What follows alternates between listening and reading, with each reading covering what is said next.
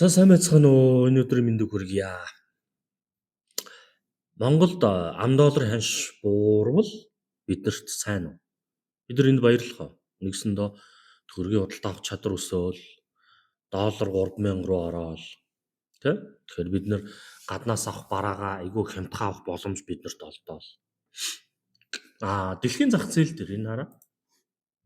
Ам долларын ханш унж байгаа. За бид нар энийг маш олон контентор хүргэсэн. Яагаад унж байгаа шалтгаан нь болохоор Трамп ерөнхийлөгчөөснөөс хойш маш олон тогтворгүй үйл явдлууд гаргасан. За Украины дайны асуудал, газын зурвасын асуудал хамгийн том нь мэдээж тарифын дайн. Одоо энэ эдийн засгийн дайн болж байна. Энэ нь ам долларын ханшийг 109 доллартай байсан ханшийг доошоогоо 99 болгож унгасан ийм процесс болсон байж байна. Гэтэл манад юу болсон бэ? За манайхыг хэдүүлээ. Сонирхъя. За Монгол төгрөгийн ханшийг харъя хэдүүлээ. За энэ тэ 2024 оны 10 сараас хойш тасралтгүй өсөж байна.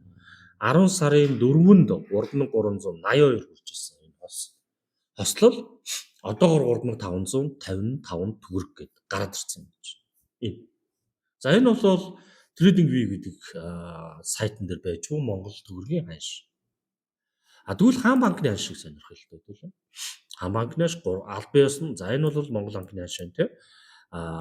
Хаан банкны ханш авах нь 3557, 3585 гэж зарсан байна. Тэгсэндээ ойролцоогоор бараг 30 төгрөгийн зөрүүний авах зарахын зөрүүтэйгээр зарж байна. Ер нь бол сүүлийн 1 сарын дотор бол тасралтгүй өсөж байна. За хэдүүлээ нөгөө нэг юуг үзье л да тийм. 8 шаргын ханшийг сонирхъя л да. За.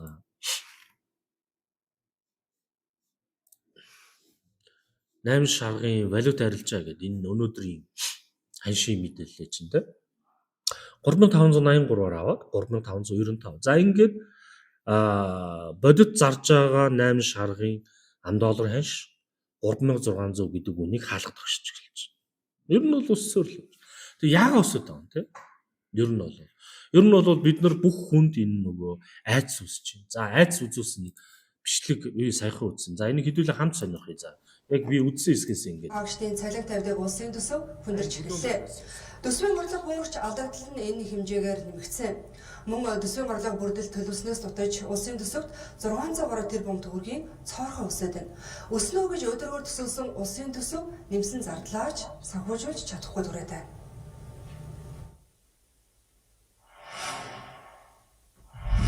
За өндөр үйлрэлийнхаа бид нар хүлээлтийг харж байхад бол ямар ч байсан төсвийн орлого талаас шалтгаалсан төсвийн тодол шаардлагатай байхгүй. Тэгэхээр улсын төсвийг тодтохгүй гэж сангийн сайд сая ярьлаа. Тэгвэл төсвийн тоо арай өөр зүйлийг хэлж байна. Сүүлийн 3 сарын хугацаанд төсөв тасралтгүй алдагдaltaй гарлаа. Жилийн өмнө 1.6 их найт төгрөгийн ашигтай гарч биднийг баярлуулж байсан төсөв энэ оны эхний удирлын байдлаар 350 гаруй тэрбум төгрөгийн алдагдал хүлээгээд байна. Тэгэхээр Монгол улсыг хэрвээ айл гэж үзэх юм бол энэ айлын төсөв санхүү хэдийнэ хүндэрч бол эхлээд байна. Үүний шалтгаан нь нэг талаас төсвийн зардал маш их хэмжээгээр өссөн. Төсвийн зардал энэ оны эхний удирлд өмнөх онтой харьцуулж үзсэн бол бараг 800 тэрбум төгрөгөөр нэмэгдсэн байна. Нэгэн төсвийг өснө гэд тэлээд баталчихсан учраас энэхүү төсвийн зардал их хэмжээгээр нэмэгдэж байна. За нөгөө тал төсвийн орлого буурсан. Тэгэхээр төсвийн орлогын бууралт 1.2 их найт төгрөгөөр бол хэмжигдэж байна. Жилийн өмнө Монгол улс төсвийн орлого нэрийн дор 8 их найт төгрөгийн орлого төвлөрүүлж байсан бол өнөөдөр төсвийн орлого 7 их найт төгрөгч хүрэхээ бол болоод байна. Төсвийн орлого ингэж буураад зогсохгүй. Төсвийн гүйцэтгэгч гэсэн төлөвлөгөөнөөсөө дутуу бэлтжилсэн. Яг одоогийн байдлаар Монгол улсын төсөвт 600 тэрбум төгрөгийн цорхоо үсээд байна.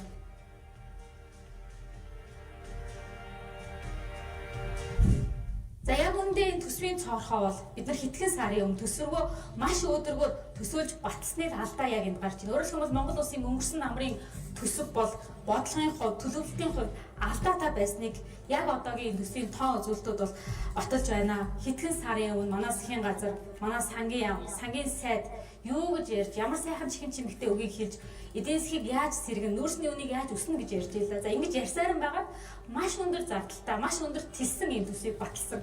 Гэтэл ингэж баталсан төсвийнхөө бид зардлыг санхүүжүүлж бол чадахгүй хүрээд байна. За ер нь зөвхөн Монгол улс гэлтгүүгээр дэлхийд дахин өнөөдөр эдийн засгийн эрчтэй өндөр өсөлтийн тухай ярихаас илүүтэйгээр эдийн засгийн хүндрэл удаашралтын талаар ярьж эхлэв байна.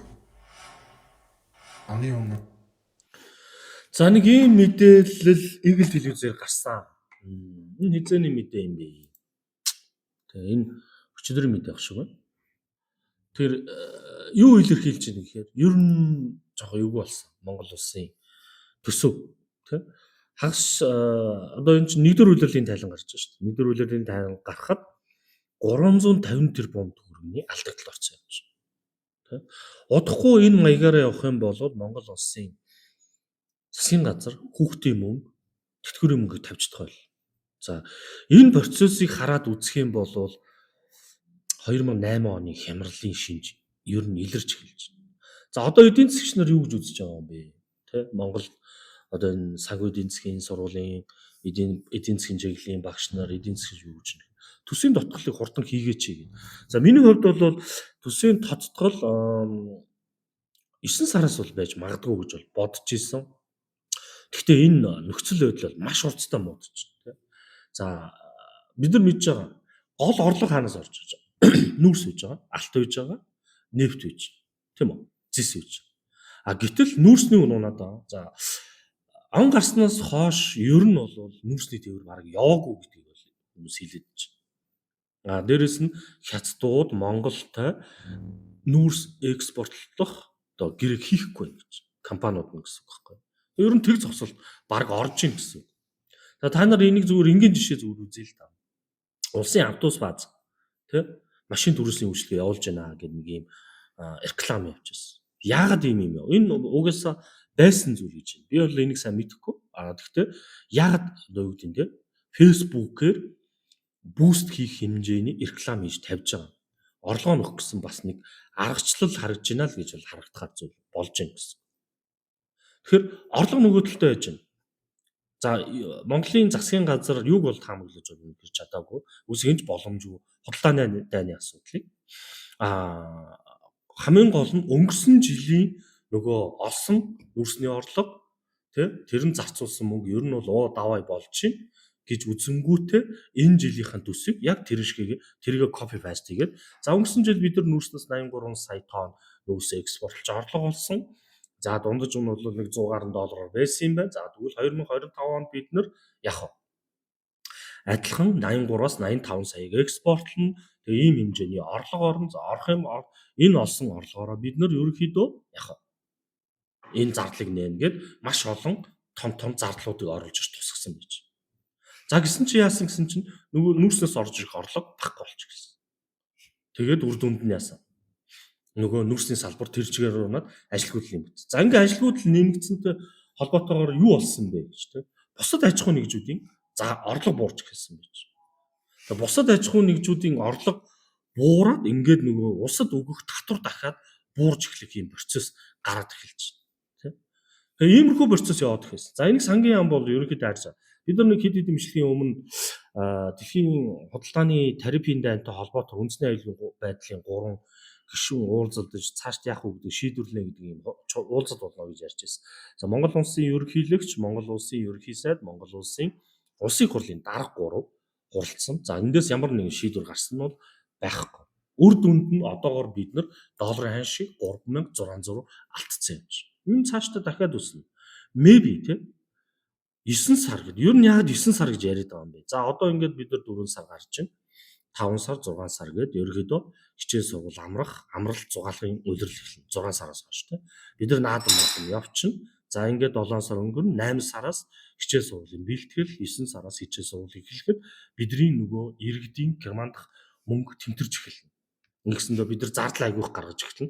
Мэдээж энийг орлого олох хэрэгтэй. Гэтэл орлого олж ирэх зүйл нь макро төвшөндөө нүүрс байгаад идэг нүүрснийг үзсэн, нүүрстэй холбоотой аж ахуйн нэгжүүд нь яасан бохоо.